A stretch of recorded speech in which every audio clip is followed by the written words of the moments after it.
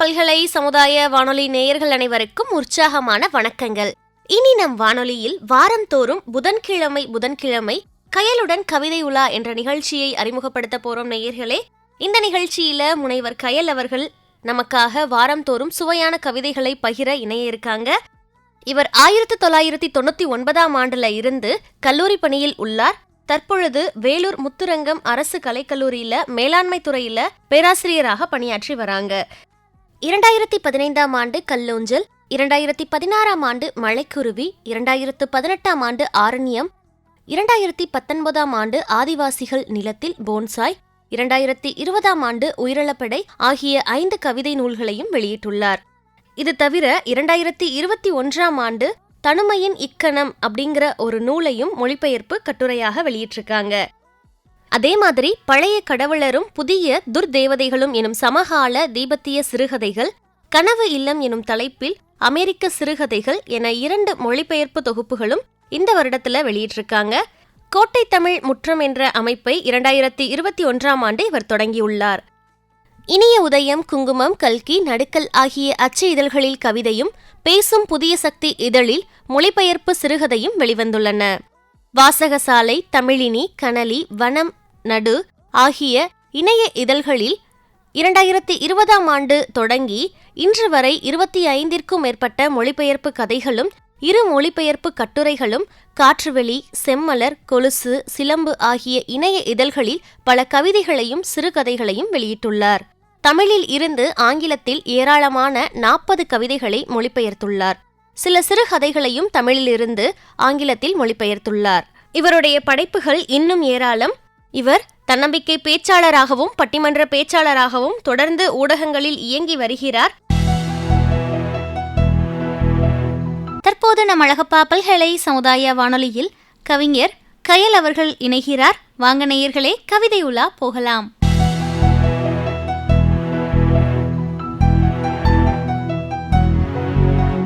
கவிஞர், ஓவியர், மொழிபெயர்ப்பாளர், பத்திரிகை ஆசிரியர் என பன்முக ஆளுமை கொண்ட தி. மாரிமுத்து என்கிற இயற்பெயருடைய யூமா வாசுகி அவர்களின் கவிதைகளைத்தான் இன்றைய நிகழ்ச்சியில் நாம் பார்க்க போகிறோம்.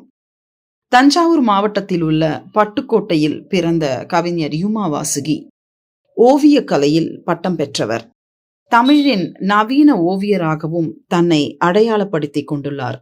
அந்த வகையில் மரூனின் டிக்கெட்ஸ் என்கிற அவருடைய ஓவியம் சார்ந்த நூல் குறிப்பிடத்தக்கது. குதிரை வீரனின் பயணம் என்ற சிற்றிதழையும் தீவிர தன்மையோடு நடத்தி வந்தவர்.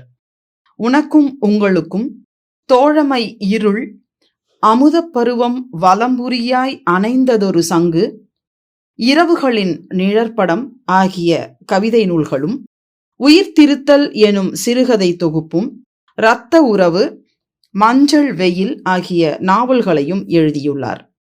இவற்றுடன் சிங்கிஸ் ஐத் மாதாவின் சிவப்பு தலைக்குட்டை அணிந்த பாப்புலர் மரக்கன்று, ஆண்டர்சன் கதைகள் ஆகியவற்றையும், ஜானத்தன் ஸ்விஃப்ட் எழுதிய கலிவரின் பயணங்கள் எனும் ஆங்கில நூலையும், எஸ். சிவதாஸ் எழுதிய மாத்தன் மண்புழுவின் வழக்கு எனும் மலையாள நூலையும், இன்னும் ஏராளமான சிறார் நூல்களையும் ஆங்கிலத்திலிருந்து மலையாளத்திலிருந்தும் தமிழில் மொழிபெயர்த்து வந்துள்ளார்.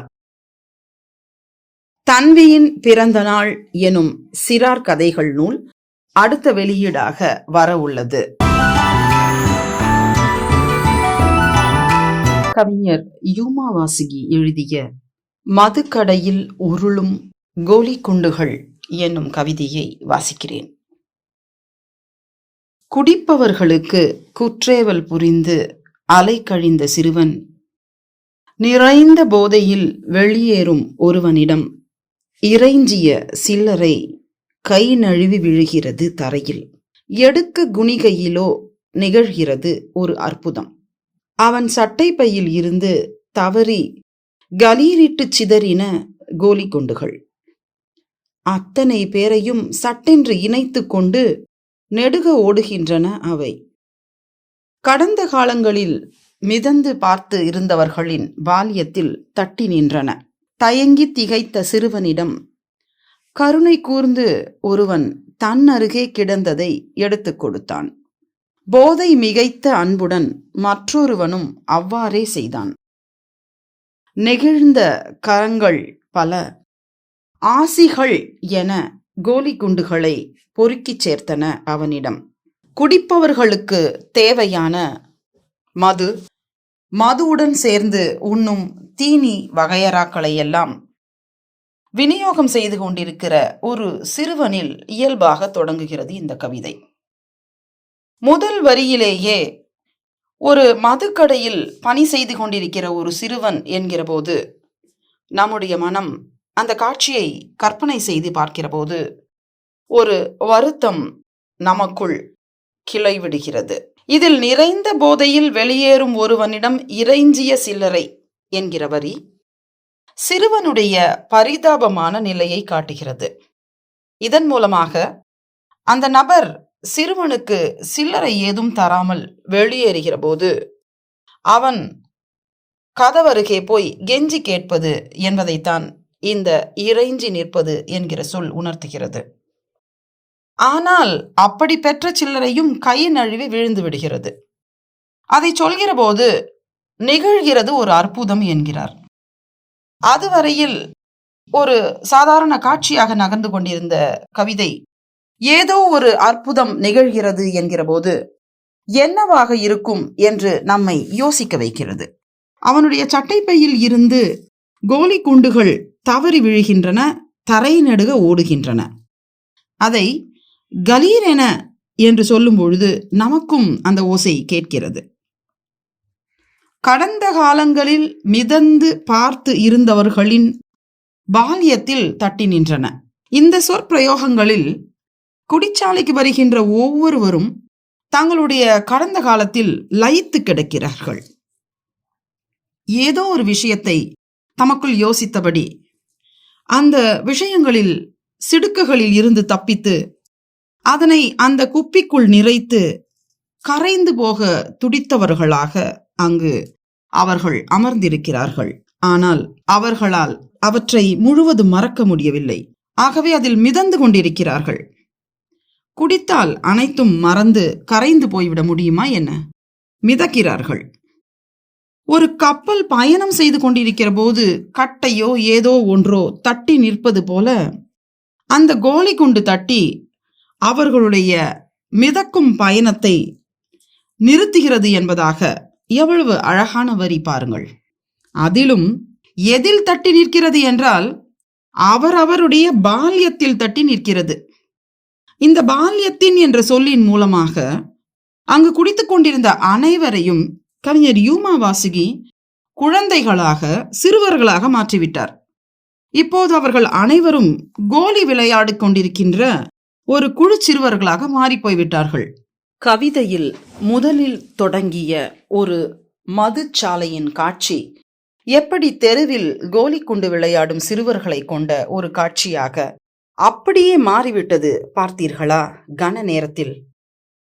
அடுத்ததாக தயங்கி திகைத்த சிறுவனிடம் கருணை கூர்ந்து ஒருவன் தன்னருகே கிடந்ததை எடுத்துக் கொடுக்கிறான். அப்படி அவன் எடுத்துக் கொடுத்ததுமே போதை மிகைத்த அன்புடன், இந்த சொல்லை பாருங்கள், போதை மிகைத்த அன்பு. நாம் அனைவருமே பார்த்திருக்கலாம். குடித்ததுமே மனிதர்கள் வேறொரு மனிதனாக மாறிப்போவதை, தன்னை மாற்றிக்கொள்வதை பார்த்திருக்கிறோம். ஒன்று அதிகமாக அன்பு செலுத்துவார்கள், அல்லது அதிகமாக கோபப்படுவார்கள். சிலர் அழுவார்கள், சிலர் அதிகமாக பேசுவார்கள். ஆகவே அந்த அதீத உணர்வைத்தான் அவர் போதை மிகைத்த அன்புடன் என்கிறார். போதை காரணமாக அவனுக்குள்ளே இருக்கின்ற இயல்பான அன்பு பெருகி பொங்குகிறது என்பதுதான் இதன் உட்பொருள். மற்றொருவனும் அவ்வாறே செய்கிறான் என்று சொல்கிறார். மனிதர்களின் இயல்பு அன்புதான் என்கிற யூமா வாசுகியின் பார்வை இதில் மிளிர்கிறது. இப்போது அங்கு அமர்ந்து குடித்துக் கொண்டிருப்பவர்கள் அனைவருமே குற்ற உணர்வில் சிக்குகிறார்கள். ஐயோ, ஒரு சிறுவனையா இத்தனை நாட்கள் நாம் இப்படியெல்லாம் வேலை வாங்கினோம் என்று தாழாத குற்ற உணர்ச்சி அடைகின்றனர். ஒரு சிறுவனுடைய சட்டை பையில் இருந்து கோலி குண்டுகள் உருள்கின்றன என்றால் அவன் எவ்வளவு சிறியவனாக இருப்பான். ஒரு சின்னஞ்சிறு குழந்தையை நாம் இப்படி வேலை வாங்கியிருக்கின்றோமே, அவன் எதிரே அமர்ந்து குடித்திருக்கின்றோமே, அவனும் தன்னுடைய மகனைப் போல அல்லவா? தான் இங்கு பேசிய வசை கலந்த அத்தனை சொற்களையும் இந்த சிறுவனும் கேட்டிருப்பான் தானே. ஒரு சின்னஞ்சிறிய சிறுவன் முன் நாம் எவ்வளவு மோசமாக நடந்து கொண்டிருக்கின்றோம் என்று பலவிதமான சிந்தனைகள் அவர்களுக்குள் எழுந்திருக்கலாம். ஆகவேதான் தாழாத குற்ற உணர்வில் என்று சொல்கிறார். அடுத்ததாக, கோலி குண்டுகளை பொறுக்கி கொடுத்தார்கள் என்று சொல்லாமல் நெகிழ்ந்த கரங்கள் பல, அத்தனை கரங்களும் ஆசிகள் என கோலி குண்டுகளை பொறுக்கிச் சேர்த்தன என்கிறார். நன்றாக இரு மகனே என்பது போன்ற ஒரு ஆசி, தவறு செய்து விட்டதற்கான ஒரு மன்னிப்பு, ஏதோ ஒன்று அல்லது இரண்டும் கலந்ததாக ஆசிகள் என அந்த கோலி குண்டுகளை அவனிடம் சேர்த்ததாக முடிக்கிறார்.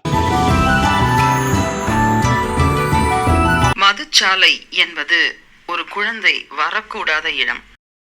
அப்படி ஒரு இடத்தில் அந்த சிறுவன் குழந்தை தொழிலாளியாக இருக்க வேண்டிய சூழல் இருக்கிறது. அங்கு அவன் சந்திக்கும் மனிதர்கள் போதையில் மனம் பிறழ்ந்த நிலையில் இருக்கவே வாய்ப்பிருக்கிறது. அவர்களை கூட அந்த சிறுவனின் சட்டைப்பையில் இருந்து சிதறிய கோலி குண்டுகள் பால்யத்திற்கு திருப்பும் அற்புதத்தை இந்த கவிதை நிகழ்த்துகிறது. அதுவே இந்த கவிதையின் வெற்றியாகவும் சூட்சுமமாகவும் இருக்கிறது.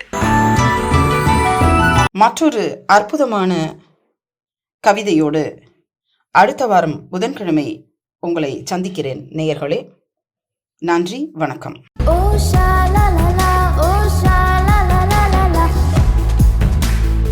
நம்ம எல்லாரும் தொடர்ந்து இணைந்திருப்பது அழகப்பா பல்கலை சமுதாய வானொலி. இது கயலுடன் கவிதை உலா நிகழ்ச்சி.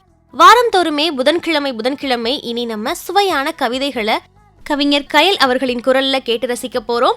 இன்னைக்கு கவிஞர் கயல் அவர்கள் வழங்கிய கவிதையை நம்ம எல்லாரும் கேட்டு ரசிச்சாச்சு. இந்த நிகழ்ச்சி நேயர்களாகிய அனைவருக்குமே ரொம்ப பிடிச்சிருக்குன்னு நாங்க நம்புறோம். இந்த நிகழ்ச்சி பற்றிய கருத்துக்கள், பின்னூட்டங்கள் வரவேற்கப்படுகின்றன. மறக்காம உங்களுடைய கருத்துக்களை நீங்க kaam.radio@alagappa.university.ac.in அப்படிங்கிற மின்னஞ்சல் முகவரிக்கு அனுப்புங்க.